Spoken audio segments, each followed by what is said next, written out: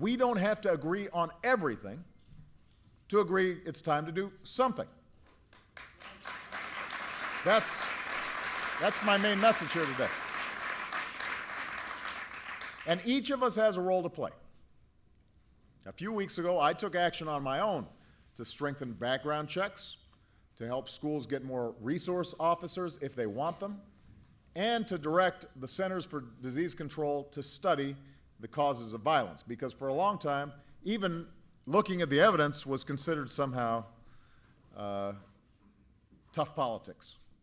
And so Congress had taken the approach that we don't want to know. Well, that's never the answer to a problem, is not wanting to know what is going on. So we've been able to take some steps through administrative action. But while these steps are important, real and lasting change also requires Congress to do its part and to do it soon, not to wait. The good news is that we're starting to see a consensus emerge about the action Congress needs to take.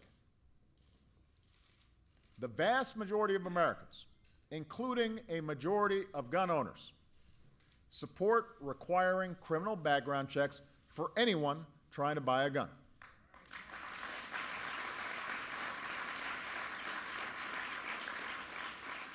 So right now, Democrats and Republicans in the Senate are working on a bill that would ban anyone from selling a gun to somebody legally prohibited from owning one.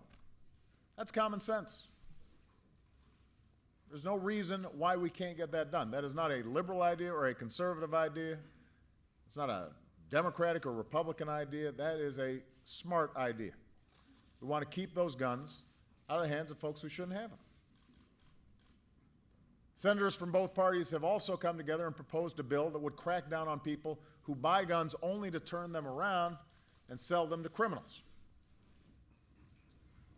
It's a bill that would keep more guns off the street and out of the hands of people with the intent of doing harm.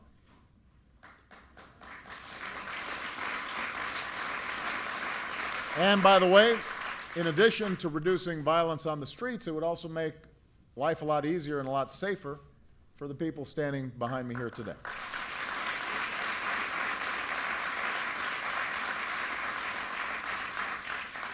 We shouldn't stop there. We should restore the ban on military-style assault weapons and a 10-round limit for magazines. And that deserves a vote in Congress, because weapons of war have no place on our streets or in our schools or threatening our law enforcement officers. Our law enforcement officers should never be outgunned on the streets.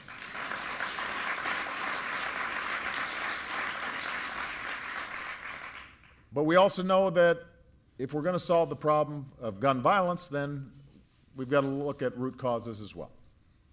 That means we should make it easier for young people to get access to mental health treatment. We should help communities like this one keep more cops on the beat.